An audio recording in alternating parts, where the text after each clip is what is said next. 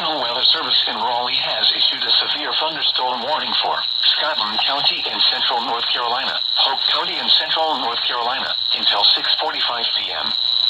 At 6:05 p.m., a cluster of severe thunderstorms was located 7 miles west of Antioch, or 8 miles southwest of Rayford, moving northeast at 10 miles per hour. Hazard, 60 miles per hour wind gusts and penny-size hail. Source, radar indicated.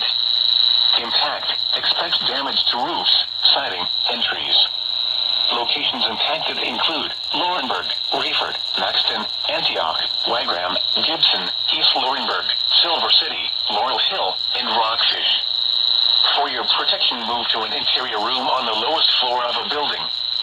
Torrential rainfall is occurring with this storm and may lead to flash flooding. Do not drive your vehicle through flooded roadways.